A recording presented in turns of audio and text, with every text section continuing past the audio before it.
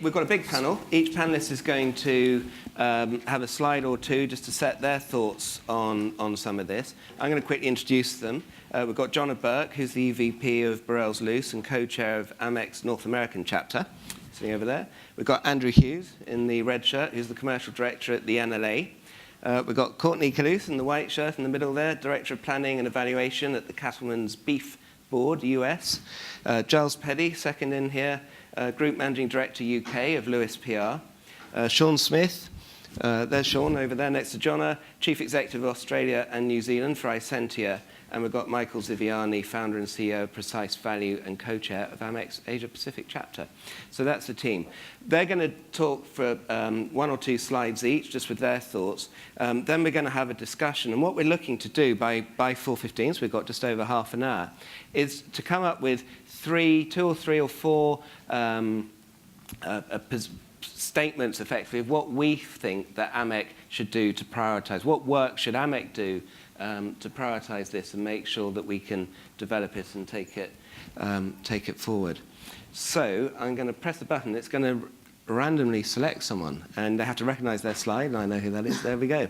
So, Jonna Burke.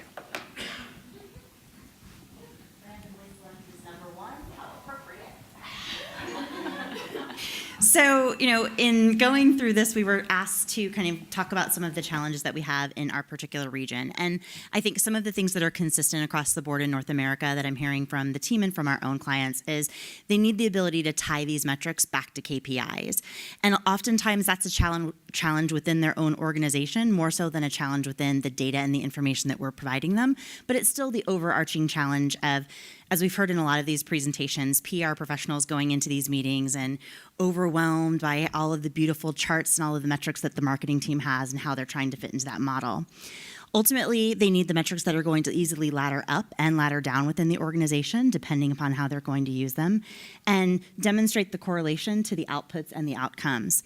And one of the ways that the amazing graphic that you're seeing here is one of the ways that I think about it in terms of our clients is, everybody knows that there's a grocery store. And so they kind of think of coming to these analysis firms and coming to us as walking into the grocery store. And they should be able to get whatever they want. And they're racing through and just trying to pick things off of the aisles. And ultimately, they all want to go through the express lane, but then they have 1,000 items of what they want and how they want to do it. And they want to have it faster and quicker. And, that was the great thing about Alex's demonstrations. Like 7 days to wait is far too long, but we want humans coding 100 levels deep of every piece of data in this. But if we have to wait 7 days, that is unacceptable. So, and ultimately they walk in, and as they're looking around, ultimately what they're, still they're trying to, they end up walking out feeling like they just left an empty grocery store. And so I think there is that ability that we need to do to kind of boil that down, keep it simple, and make sure that we're enforcing and I think encouraging the elements that we can impact with the data that we have and the insights that we can garner from that data to affect the paid, own, and earn model. Thank you, Jonna. So, that's Andrew. You can press the button after you. From wherever you're comfortable, yeah. Stand up and talk here if that's working, that's great. Yeah.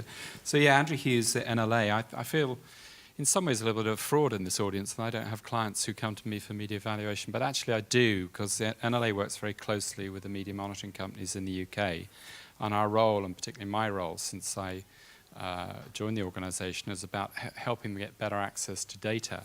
And I was quite struck early on when we built the Eclipse platform in the UK that the MMOs came back to me and said, we need some extra data in these clippings, the XML that goes with the clippings. We need the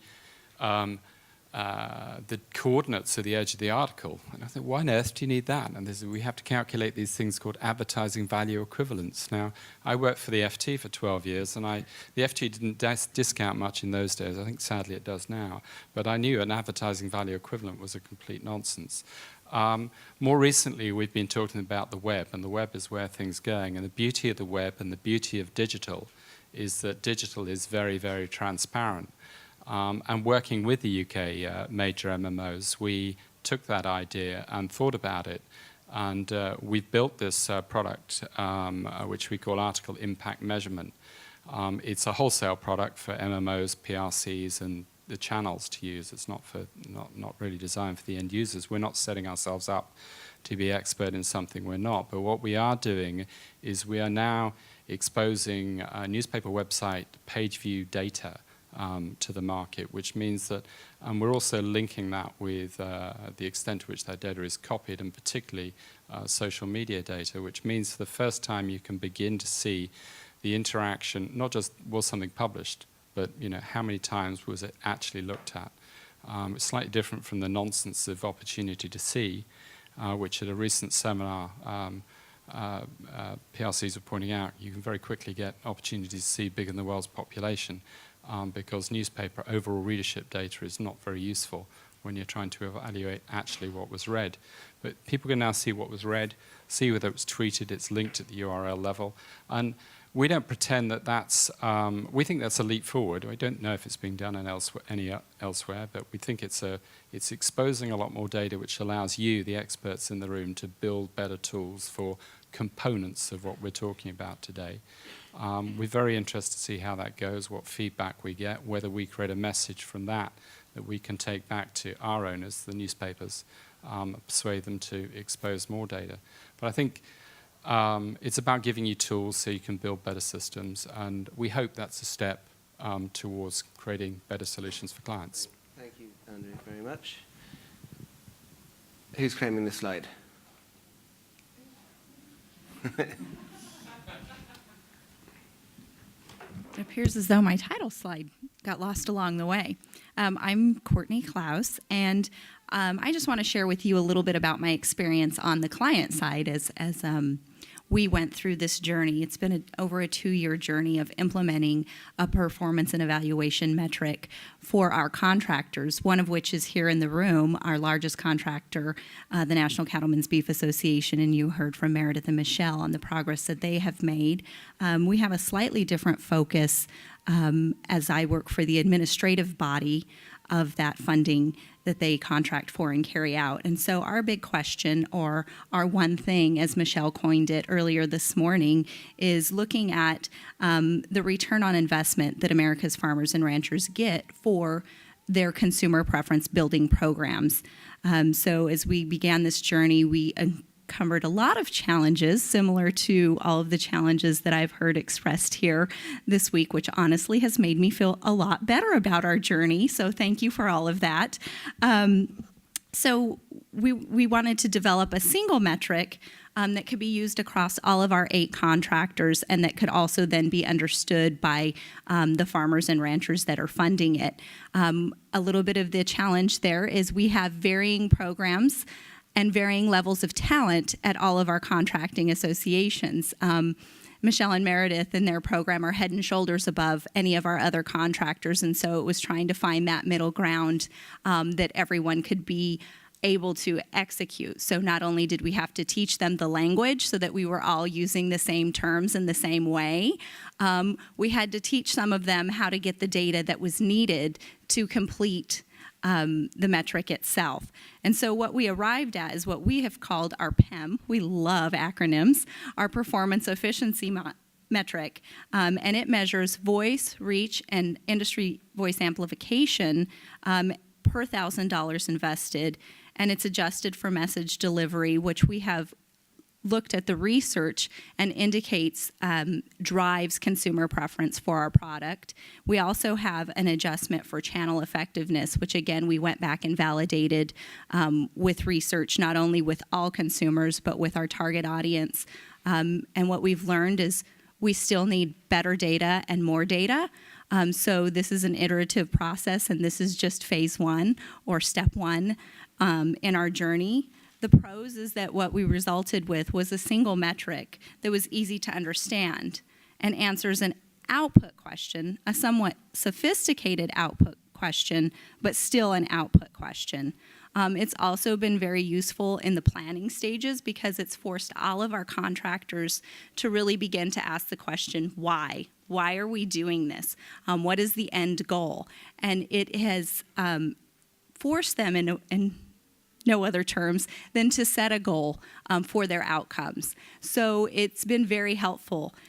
in doing all of those things. However, it doesn't encompass all program types. We've had to make some adjustments. Again, like I said, we have a wide breadth of programs that we fund, and it doesn't specifically get at incremental demand or change in consumer preference yet. The model that Michelle and Meredith are using is much more sophisticated than what we're using to measure all contractors. So it is our hope that we'll one day get there, but one of the challenges has been not only bringing those individuals who are unaware and not familiar with the process up to speed. I know it's also been challenging for our largest contractor to take a step back from where they are. So it's been a little bit of a dance. One step forward, two steps back is what it's felt like sometimes. But it's not perfect, but we have taken the first step, which I think is sometimes the hardest step to take. And in the long term, we hope to continue to advance and improve upon where we are today. Thank you. Thank you very much, Courtney. Okay, Giles, please. So we've heard a lot about showing me the data, and I think one of the reasons is why do we need to see the data? And I think PR, unlike many other of the disciplines, deals with the simple fact of situational fluency.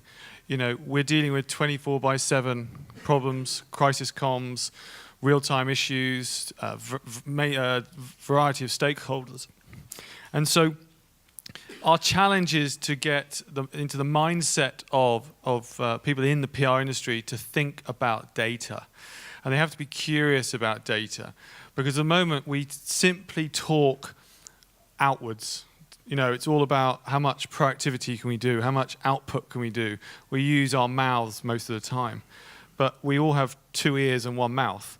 And as a result of that, we need to be listening more. So the mindset's got to shift to listen and using data tools. And we need to ask our clients for more data, because half the time they may not have the skill sets in-house in order to do that or use the resources. So we need to help them to do that. That will inform better ideas that may be more targeted, that are then we can lead into business measurement. We are seeing that. We've seen some great case studies already today, but it's just not enough in the industry. And we talk to our clients every day, probably twice on Sunday. And as a result of that, we have to think about getting us the data. Because at the moment, we are just not asking for the data. Either we're too shy, or we don't know what to do with it, but we have to ask the client for the data. Great. Thank you, Giles.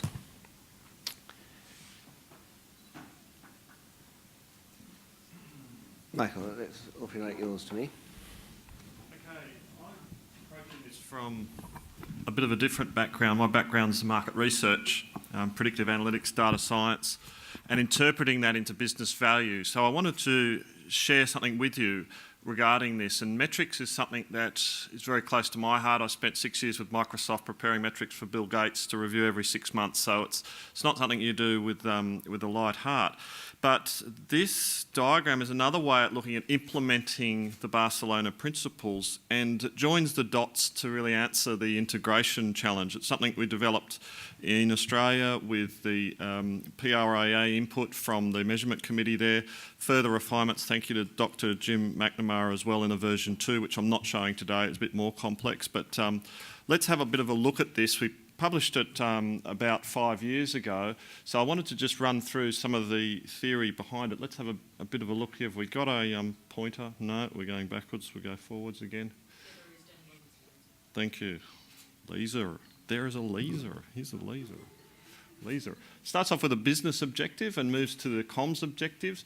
These arrows are quite important. We'll come out with what they mean in a moment. Moving through an activity, which then goes to outputs, going to outcomes and business results. So very simply, we're seeing this as a process.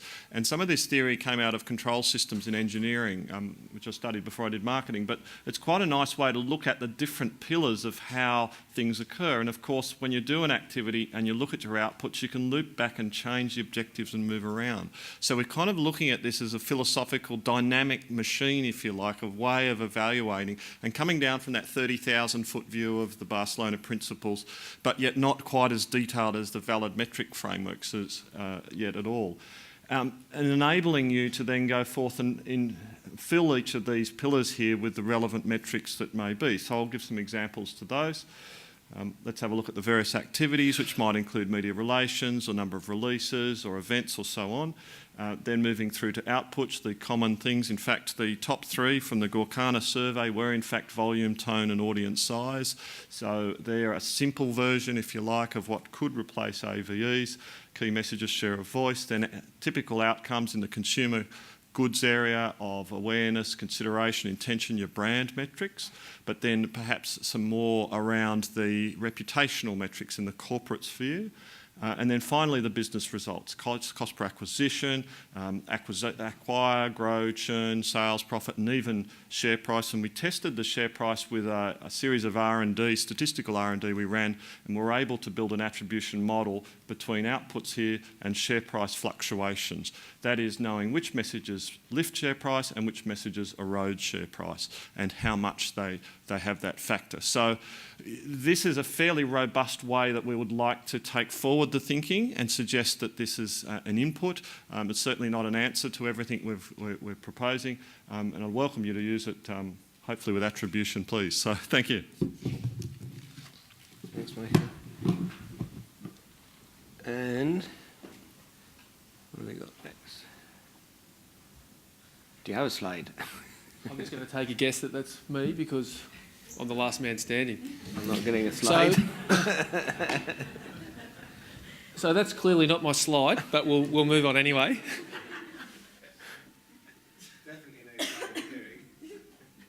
Here we go. So my brief today was to come with an example on how metrics are confusing in this market. So I've got both good news and bad news. The good news for us folk down in Australia is that right at the moment we don't see confusion with metrics and our clients. I base those comments on my research and evaluation, and in all seriousness, that's based on literally thousands of conversations I've had with clients over a number of years. It's conversations I've had with other players in our industry, and some of my colleagues that work closely with clients. Now, there's good reason for why we don't have confusion at this point in the game. The main reason for that at the moment is that we've probably been lucky. We're a small market. We're 23 hours flight away, so we operate under slightly different conditions. We don't have the same scale of players that you'd see in the larger markets in the Northern Hemisphere. Also, I think in fairness to our businesses, we've done a good job with insights. What we've done well is we've got a nice blend of how our account directors and our analysts work with the clients, and the conversation, particularly when we're setting up the study, is all about trying to understand what are those key metrics that our clients want to measure, what actually matters to their business, and that's how we base the reporting. It's also supported by a good suite of products, which ranges from anything from the typical dashboard through the more in-depth reporting, and that reporting can be on any frequency that the client likes. The bad news for us down in Australia and New Zealand is that our world is going to change. And obviously the big driver of that change is the fact that communications and marketing is becoming integrated. So with that, we'll have a change in the people we talk to. We've largely spoken with corporate affairs people for a number of years now, but a new master for us will be the CMO. And the CMO lives a life where he's already used to a lot of metrics in his day. And I guess with the big shift in budget, or we're seeing a shift in budget to earned and owned, there'll be more pressure on PR and those people in that space to make sure that they've got the right metrics in place. They do themselves justice, and then they can actually show that they are the experts in this space. The other big pressure point that we're seeing is that the world is becoming more globalised. So normally we've always dealt with clients on a very local level, but in the last year or two we're seeing an acceleration in the change of that relationship. We're now starting to deal with clients on a regional and even global level, and with that, it comes an even stronger reason as to why we need a strong framework across all the markets. So while we don't have these challenges now, I certainly stand here and support the leadership that AMEC is taking for this. Thank you. Thank you, Sean. So I'm just going to summarise what some of the key takeaways I took from what the panel have just said. John had talked about the need to have a model of a framework that can scale up or scale down and can be customizable, and I think that's absolutely right. Different clients of different sizes with different objectives in different markets that reflect the AMEC membership's client base, the framework has to be that.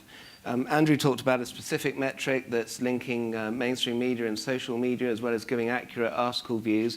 And there's perhaps a candidate for a new metric that we're seeing publishers and publishers associations trying to help us to develop, to give us more meaningful and accurate data, and I think we welcome that. Courtney, you talked about basically a factored score where you've brought some things together that's relevant to your organization. And I think there's an example of something being tailored, which could sit within the framework to a client-specific specifics requirements. And what I liked particularly about it was it forced your contractors to set a goal and set their targets. And basically, what does that mean? That means force them to plan, which has to be a good thing. Giles, with his show me the data slide, I think proved to us all, Giles is boss of a really significant playing PR agency, Lewis PR, that PR agencies really get this stuff now, and they want the data and they need the information and they need leadership from our association and from us on how to do this in a meaningful way.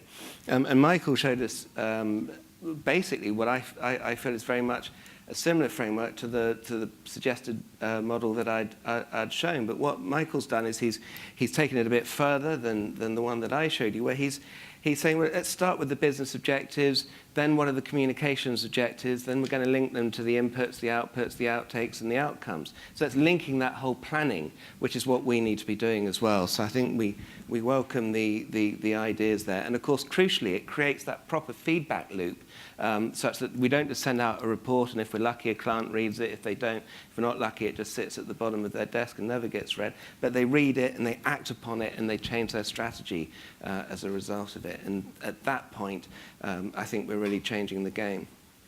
I particularly welcome, Sean, what you said about, and I'd agree with you, I don't think there is a lot of confusion about metrics. I think that we allow what people tell us. Sometimes you can believe research, which isn't necessarily telling you the right thing. I don't think people are confused about metrics. I think people don't know how to apply the right metrics because they just do stuff. So how can you measure your success if you're just doing stuff? You just get a load of numbers that don't mean too much. If we can get people to plan and really understand what they're trying to achieve and set targets and KPIs and then measure against that, suddenly the metrics will make sense. It's actually common sense what you should measure if you really understand what you're trying to do. It sounds basic, but I think that's really at the heart of it.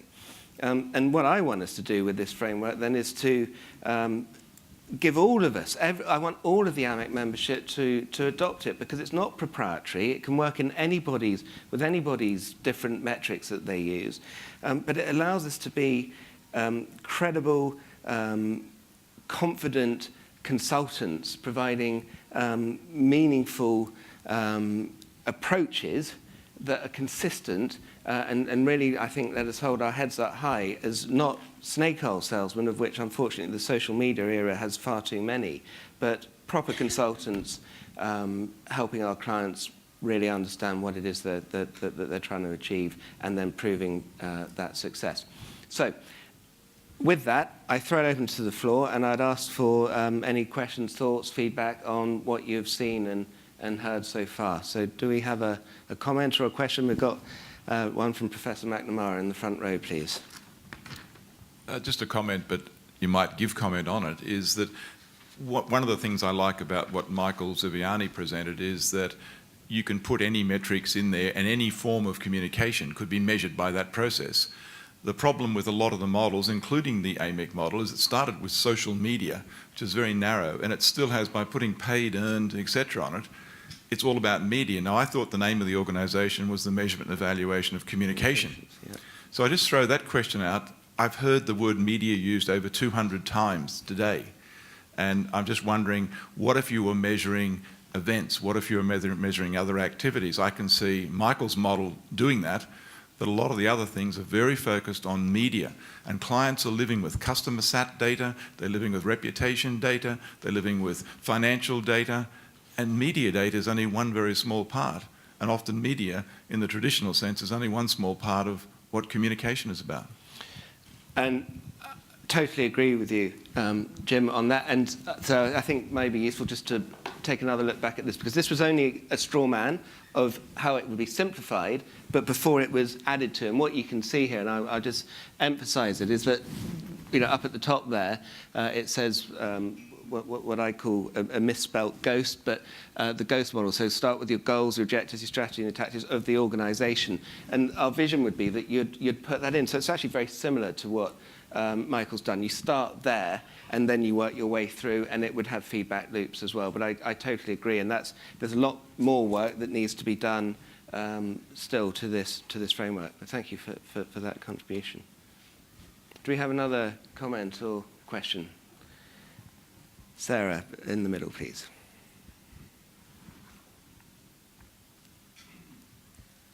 First of all, I really like Michael's model, and I can see that really working, and I don't think it's hugely different from the AMEC one either. Something you said, Richard, really chimes with me. Is it that people are confused about metrics, or is it that they're choosing the wrong ones?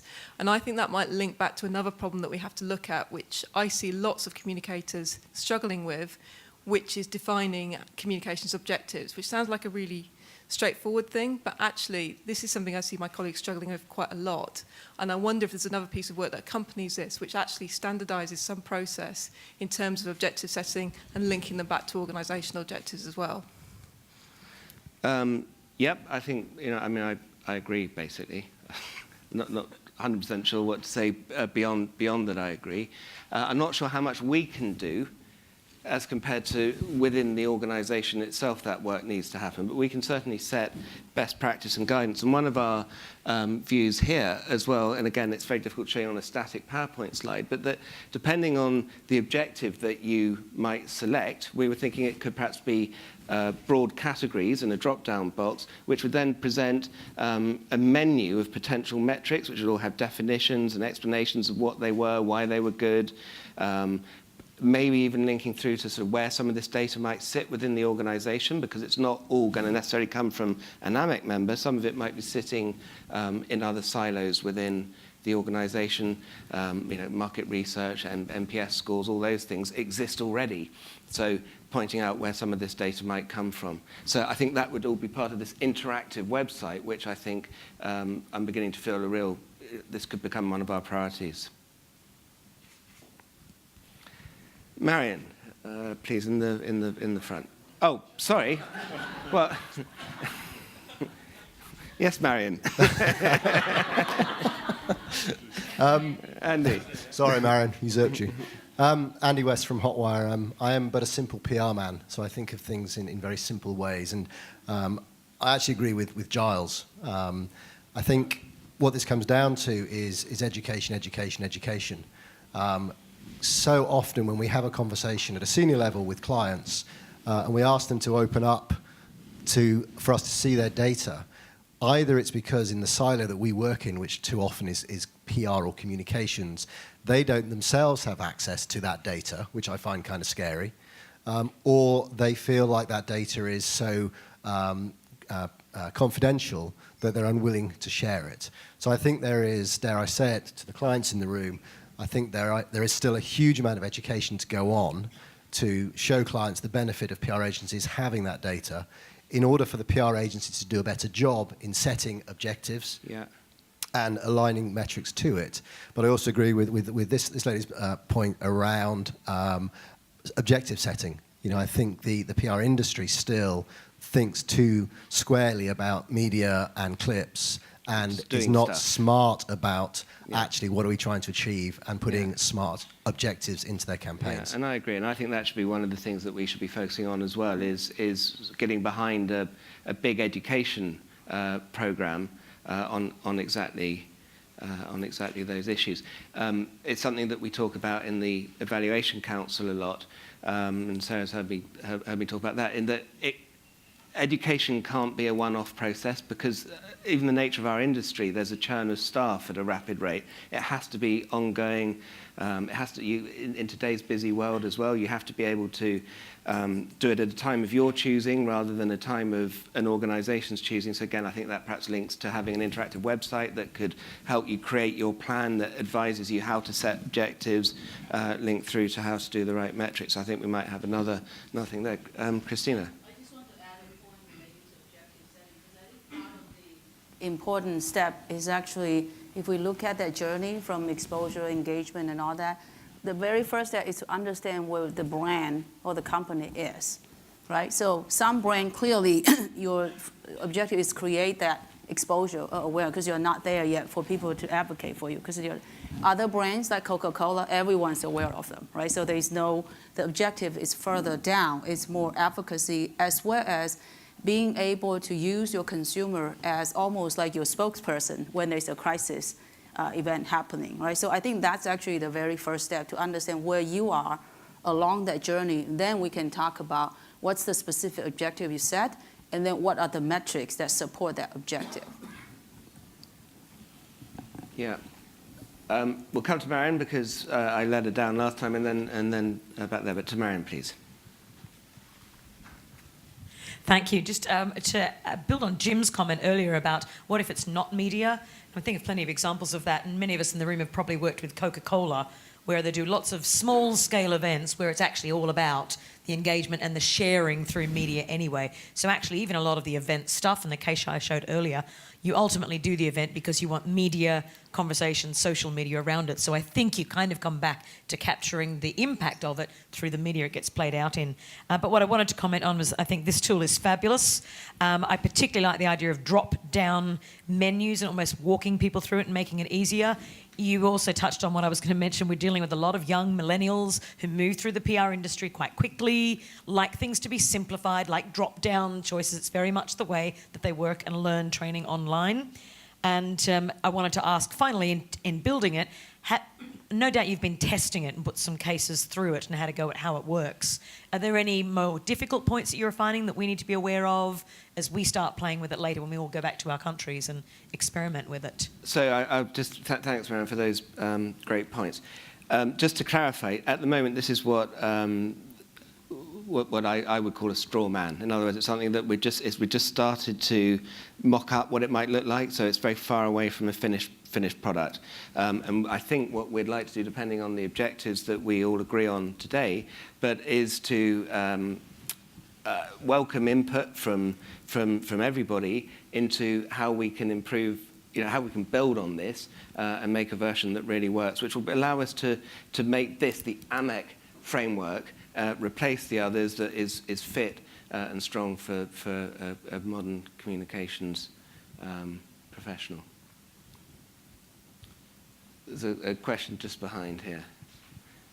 This has been an interesting conversation, and I just wanted to add that I think that there's a hybrid moment between what has been built through the AMEC model and Michael's model. I think there's some appeal from a client standpoint, for example, on really bringing it to business results. Yeah. I think that and we talked a little bit about this yesterday, in communicating in the language of business.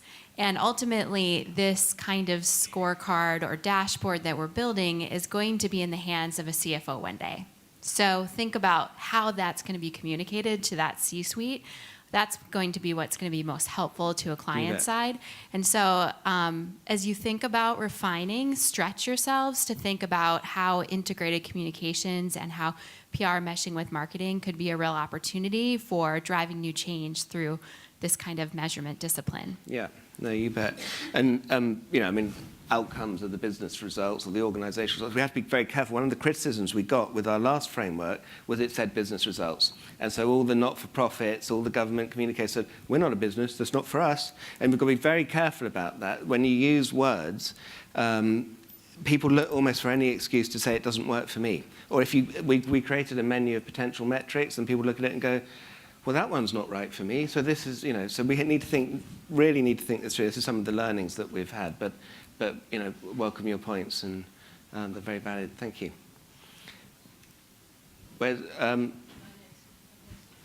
Okay, Meredith, yes, go on, please. And then we'll come to you, and then I think we probably need to wrap. Is that right, Barry? Yeah. I was just going to say that in our working with both the social media measurement framework and the AMEC model, I kind of wiped media from paid and shared and owned, and I wiped social media from the measurement framework and used both of those to build what we built. So I would maybe just suggest that you don't have to recreate anything, but instead maybe thinking outside of what you originally saw that framework doing. I've applied it to events. I've applied it to influencer things. So yeah, you bet. It was a stretch on my part to say, okay, what would be the event version of this framework? But it's possible. So I would just, I guess, what you've created is fantastic. I think it's just stretching our own minds to think about how it applies and taking away measurement in the different silos of how we traditionally think about it and how it can apply through an integrated model. I agree, Meredith. And we actually have had a bit of that conversation in terms of exactly that, actually. Should we say, well, you can measure an event here, because, of course, that's a very valid PR tool. And then we thought, well, AMEC, as I think Jim's point, is the International Association for Measurement and Evaluation of Communication. Is that like one step too far? I think, if we remember Don's words, it's about keeping it simple, reiterating it, bringing people with us. But I love what you're saying in terms of it's not that big a stretch. And I think if we can build that into the advice that we give around this interactive tool, maybe that would be the way that we could cope with that. So. How are we doing for time, guys? Do you need us to stop? Or? We've got 5 minutes. So 5 minutes, let's be quick. We've got 3 last questions then. So over here. The points. Yeah. The basic thing that I noticed, and it was kind of to your point about, to Richard, about the business results, is that sometimes when we look at media, we kind of obsess about the fact that we have to have some sort of communications result, and that's the outtakes, I suppose, or the outputs. But actually what we're trying to do is behaviour change. And therefore, whether it's you're talking about not-for-profits, whether you're talking about governments, whether you're talking about business, the behaviour change that we usually measure and businesses usually care about is dollars, revenue, and that's just a behaviour change in spending. Consumers actually doing their behaviour change. So it's kind of the outcomes is always going to be some form of behaviour change. And that was just my only comment, really. Okay, thanks, Colin. And Asim behind. Sorry. Hi, Asim Sood from Impact Research and Measurement. I have 2 comments. The earlier model, the Valid Metrics Framework model, had the marketing funnel. Sean talked about how we're going to be talking more to the CMOs going forward. And I felt that the marketing funnel allowed us to connect very well with the CMO because that's how they think. If you look at Michael's model, I believe if we combine the two, start with Michael's model, if we have to explain it to somebody, and then move on to a modified valid metrics model to do the working, then I think with these 2 pages, I'll be able to more confidently sell as well as work on the framework. Yeah, well, I think it could be a question of language. I certainly take your point. I think the points with Michael's model is starting with the business objectives, feeding into the communications objectives, and then feeding into the activity makes sense. I think I've explained that that's covered here. The marketing funnel, this does effectively flow down the marketing funnel, except it's in language that PR people tend to understand. We've got to choose language that people understand. I've been to so many conferences when I've said to people, put your hand up if you heard of the marketing funnel, and I get a whole load of blank faces looking back at me. There's also a lot of debate at the moment about whether the marketing funnel's even broken, and that was one of the reasons we had the categories that we had previously, where it ended with advocacy.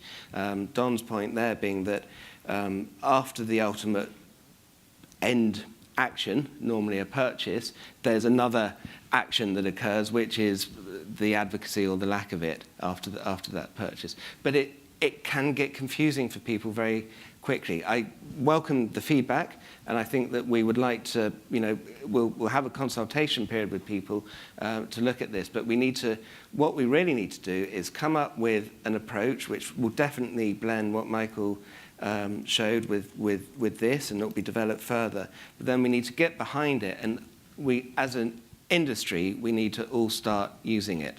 A lot of these tools and metrics and approaches have been in place for a number of years now, and my request to everybody here is that once we get this done, that we really get behind it.